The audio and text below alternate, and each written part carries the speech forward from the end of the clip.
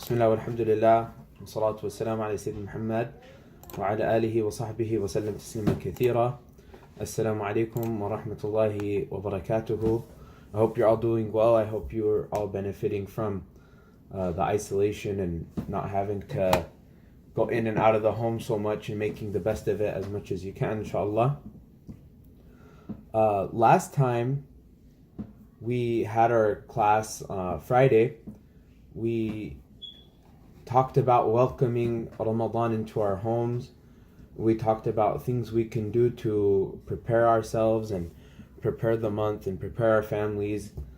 Before that, we talked about beginning new things with proper intentions, the intention to please Allah subhanahu wa ta'ala.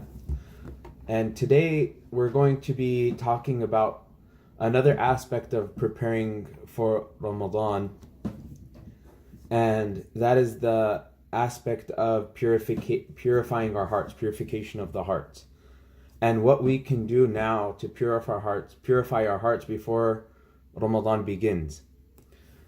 And so we're going to begin with a little activity for you guys here in the chat box. Yunus got his hair cut, mashallah. He's trying to act like his big brother Umar, huh? Mashallah. Sorry you're on mute, man. We can't unmute you right now. But maybe we'll hear about your adventure in shaving your head soon, inshallah. But it looks good, na'im and mashallah. So as we begin, inshallah, who can tell me, drop it in the chat box for us, inshallah. What does it mean when we say purification of the heart or purifying our hearts?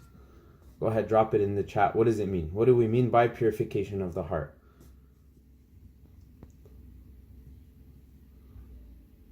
I don't know who that is, but we're going to say keeping it from the sin. That's a good answer. What else? From sin? What else do we have? Anybody have an answer? To keep it pure? Okay, what else? What does that mean to keep it pure? Are we talking about the physical heart? Are we talking about spiritual things? Are we talking about the spiritual heart, physical heart? Not watching bad things or listening to bad things, becoming better Muslims. What else? To stay close to Allah. Excellent. What else we got? Let me ask you, are we talking about physical heart or spiritual heart? Spiritual. Good. What else? Excellent. Good. So we'll go ahead and start. This is the introduction to this topic. And we have all noticed, right? We've all noticed in our lives how our iman, our connection to Allah subhanahu wa ta'ala, how much we believe and how good we're doing with regards to Allah subhanahu wa ta'ala and the rights of Allah, how our iman changes from time to time. We can all probably remember a feeling of high iman during Ramadan, right? And then you can compare that feeling to, that closeness you had to Allah in Ramadan. That clarity you had with Allah, the comfort, the liveliness you felt in your heart, how you used to, perhaps jump out of bed for Salat al-Fajr in Ramadan, to maybe how you're feeling right now, maybe how you're feeling at your lowest point, right? There's a difference. There's a huge difference. Our iman goes up and down, and it goes and it changes depending on a couple of things, right? This is why we need Ramadan. We have to have it. We have to jumpstart our spiritual hearts and rekindle a better relationship with Allah subhanahu wa ta'ala. And this is the wisdom behind Ramadan, right? So many times we ask ourselves, or we ask our parents, or we ask our teachers, what's the point of something? Why do I pray? Why do I do this? Why do I do that? Why is it haram to eat pork? Why is it this and why is that? Sometimes we ask why behind a lot of things. Fasting, subhanAllah, we have the answer why. It's in the Quran. Allah subhanahu wa ta'ala tells us directly why we fast. Allah subhanahu wa ta'ala says, لَعَلَّكُمْ تَتَّقُونَ, right? So that you can have taqwa, so you can have awareness of Allah, so you can be mindful of Allah, so you can be conscious of Allah, so that you can have fear of Allah, so you are aware of His commandments and His things that He wants you to do and the things that He does not want you to do, Allah subhanahu wa ta'ala, right? So how are we going to benefit from Ramadan? How are we going to return to that good old feeling we had last Ramadan or Ramadan before if we haven't purified our hearts or souls from the things which have poisoned it or tainted it, right? So there's a hadith where I want to talk about, and I put it in the chat here at the top. If you guys scroll up to the top, you can go and read the hadith. Basically, I'm going to give you a small summary of the hadith because it's kind of long. But the summary of the hadith is that the Prophet Muhammad ﷺ said that fitna will be put in front of the heart of every human being. What is fitna?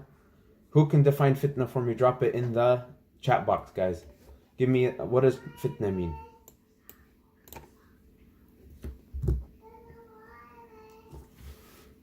What is fitna? Hardship. Okay, we got hardship, perhaps. What else? Is it always hardship?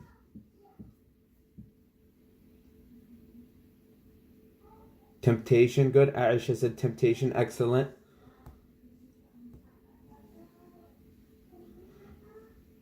Fitna is the opposite of sakina. Very good. Fitna is the opposite of sakina. That's a good definition. Temptation is a good definition. Hardship is a good definition. Distraction is a good definition.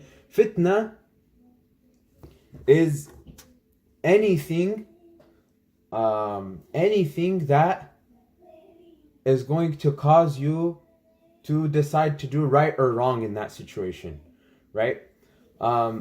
So good. Trial. Ariba gave us trial. That's a good thing. It's so, for example, if I'm a diabetic, for example, I'm not diabetic really, but say I'm a diabetic and I'm not supposed to eat a lot of sugar, right?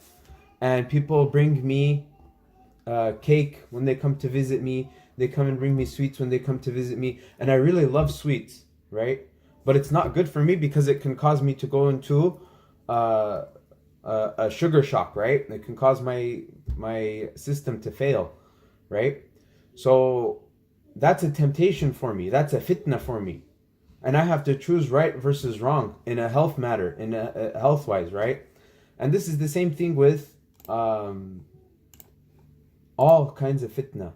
If something happens to me, some kind of test, perhaps my house gets destroyed by a tornado, that's a fitna. The fitna is, am I going to have patience? Am I going to have sabr and reliance upon Allah during that time? Or am I going to give in to, giving up and losing hope, right? Or am I going to fail that test, right? So I want you guys to remember fitna. There are 4 words in English that we can use to talk about fitna, okay? 4 words in English we can use to talk about fitna. And they all start with the letter T. Okay, they all start with the letter T. We have trial, test, tribulation, and temptation, right? The first 3 are all kind of the same thing. Temptation is one that we kind of forget to think about, and we kind of take it from our minds. Somebody's asking, is slander a fitna? It could be. It could definitely be a fitna. Why? Because you're getting people involved in things that are none of their business. And you're talking about things that are none of your business. Slander is something haram, of course. So it can be really tempting to start talking about things, to talk about people, right? To talk about situations that are going on, or to talk bad about somebody, right? When in reality, the best thing I can do is keep my mouth closed about other people, to not talk about other people, and to leave everything to Allah, right? So that's a fitna. That can be a fitna. Arabs tend to use the word fitna to talk about gossip and people who talk a lot about other people. But there's an Islamic meaning to it, which refers to those 4 things: tests, trials, tribulations, and temptations, inshallah. Who can drop all 4 of them for me in the chat box? The 4 T's of fitna. Anybody can type them all out for me?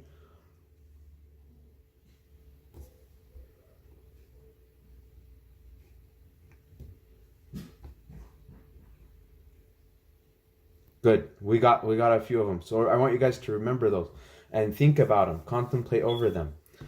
Your fitna, what's happening to you, is different from what's happening to me, right? What's going on, what my tests are from Allah subhanahu wa ta'ala are different from your tests. what everybody's tests are different, and everybody has different things they have to deal with. Subhanallah. So this is what we're talking about. Okay? So this hadith that we have, the Prophet ﷺ is telling us that people will give in to their desires, what they want, right? Or do something they shouldn't do, or do good and obey Allah subhanahu wa ta'ala. And every time they do one or the other, it has an effect on their heart or their soul, right? Right? And in the end of the hadith, we essentially see that there are different types of hearts or different types of souls. Okay? There are hearts that are purely white, right? Those are purely white, and those that are purely black, and then there are those that are in between, right? The white hearts are pure, they're strong, they're connected to Allah, they have communication with Allah subhanahu wa ta'ala day in and day out, hour in and hour out, right? When they are connected to Allah all day long, they remember Allah, they return to Allah, they fear Allah, they are shy of Allah, they have shame in front of Allah, they humiliate themselves in front of Allah, they recognize right from wrong according to what Allah subhanahu wa ta'ala has said. What other examples do you guys have of somebody who should have a pure heart? Right? We talked about slander. What would somebody with a pure heart do when it came to slander? What would they do? Would they engage in the slander? Would they talk about people in a way that they should not be talking about? Would they, share the bad deeds of somebody? What would the pure heart do? They would even speak against it, right? That not only would they not engage in the slander, they would stop other people from doing it as well. Excellent. What's another example? Somebody give me an example.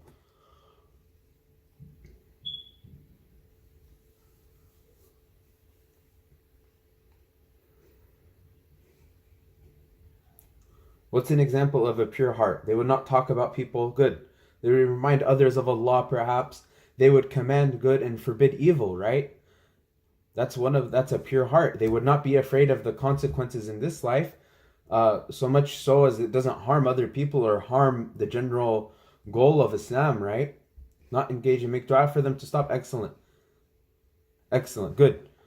So that's the white hearts. We all understand what the white heart is. Who on earth has ever had a pure white heart? Who had the purest of hearts?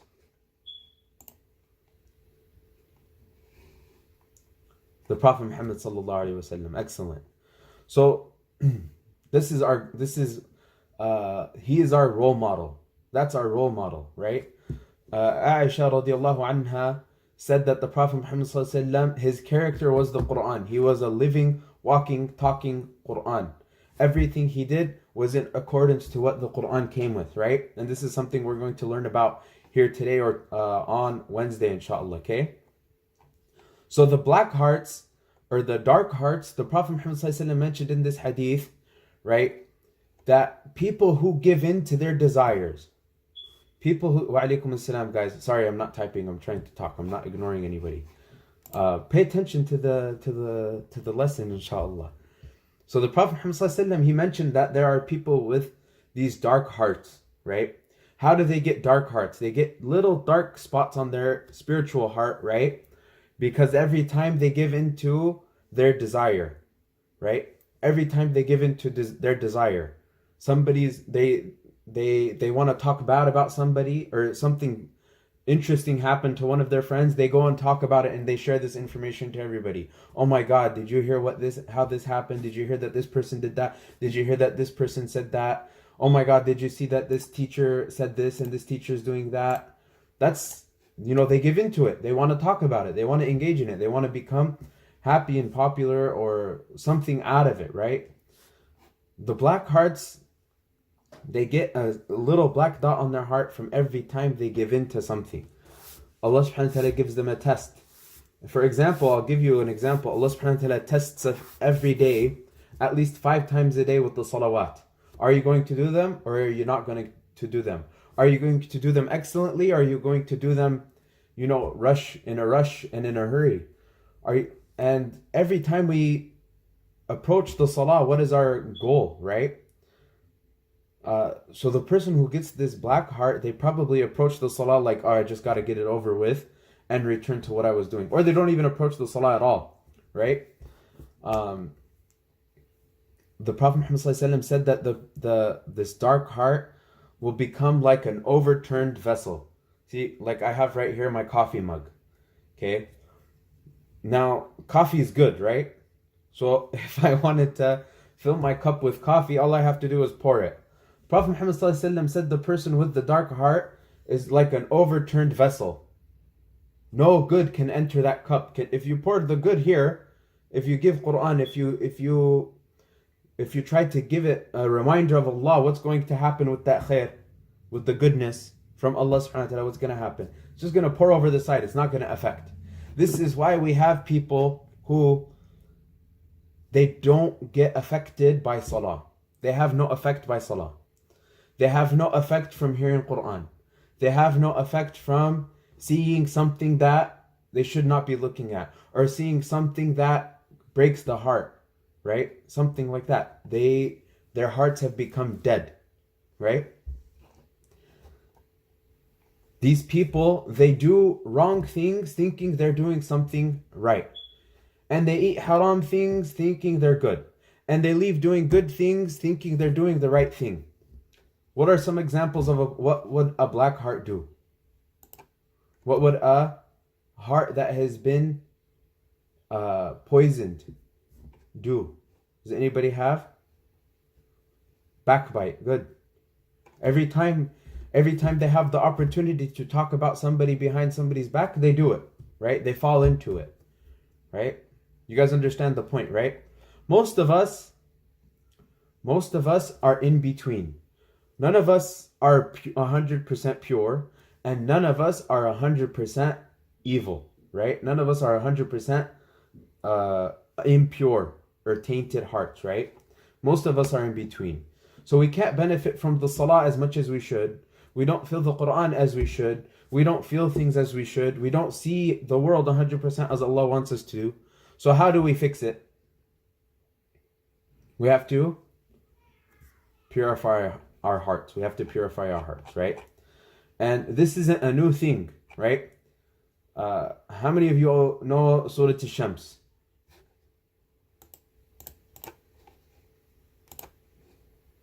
How many of you know Surah Al-Shams? So Allah subhanahu wa ta'ala says, أعوذ بالله من الشيطان الرجيم بسم الله الرحمن الرحيم والشمس وضحاها والقمر إذا تلاها والنهار إذا جلاها والليل إذا يغشاها والسماء وما بناها والأرض وما طحاها ونفس وما سواها فألهمها فجورها وتقواها قد أفلح من زكاها وقد خاب من دساها. So this surah is talking about purifying the heart. So let's talk about it. Allah subhanahu wa ta'ala says, وَالشَّمْسِ وَالضُّحَاهَا. Allah subhanahu wa ta'ala is swearing by the sun and its brightness. وَالضُّحَاهَا, its brightness, right? وَالْقَمَرِ إِذَا تَلَاهَا. And the moon as it follows the sun, right? وَالنَّهَارِ إِذَا جَلَّاهَا. Right? And the day as it shows up in brightness, right? وَاللَّيْلِ إِذَا يَغْشَاهَا. And the night as it conceals the sun, as the night comes over the day, right? وَالسَّمَاءِ وَمَا بَنَاهَا. And the heavens and him who built it, meaning Allah subhanahu wa ta'ala. وَنَفْسٍ وَمَا سَوَّاهَا. And the nafs, the soul, the spiritual heart that we're talking about, and he who perfected it in proportion, meaning Allah subhanahu wa ta'ala who put it together. Allah subhanahu wa ta'ala built our hearts. Allah subhanahu wa ta'ala built our souls. Allah subhanahu wa ta'ala built our conscience, right? Then فَأَلْهَمَهَا فُجُورَهَا وَتَقْوَاهَا. And Allah subhanahu wa ta'ala showed him what is wrong for him and what is right for him. This is from the surah, right? And then Allah subhanahu wa ta'ala says, قَدَ أَفْلَحَ مَنْ زَكَّاهَا. The person who purifies it, the soul, النفس وما سواها, right, from that ayah. قَدْ أَفْلَحَ مَنْ زَكَّاهَا. The person who purifies that soul has succeeded. أفلح. قَدْ أَفْلَحَ مَنْ زَكَّاهَا وَقَدْ خَابَ مَنْ دَسَّاهَا. And the person who failed is the one who left it alone, who corrupted it, who let it rot, who let it sit there and rot, right? So this is from the Quran, right? This is an important thing. This is something we all have to do, and we have to become aware of a couple of things here, right? Especially as young people. Guys, can you quit with the chat? Everybody hands off of the keyboard for a second. Hands off of the keyboard for a second. There are two sides that we need to realize are important to purifying the heart. Number one, doing things which please Allah. And number two, leaving things which displease Allah. Right? Leaving things which displease Allah. So today, inshallah, we're going to, I have so many things we want to talk about, but I'm going to talk about just one so that I don't keep you here too long, because we're running out of time here. We're going to talk about a couple of principles, things we can do, things we need to take care of in order to purify our hearts, right? A few things, right? And whatever we don't finish, we'll finish on Wednesday and Friday, inshallah. The first principle to purifying your heart, to purifying our hearts, is believing in and practicing in La ilaha illallah. What is La ilaha illallah? Go ahead. Now you can chat. Now you can type in the chat box. What is La ilaha illallah?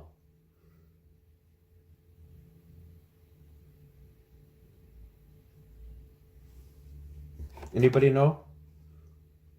That there is no God but Allah, the belief in the oneness of Allah. Excellent. What else?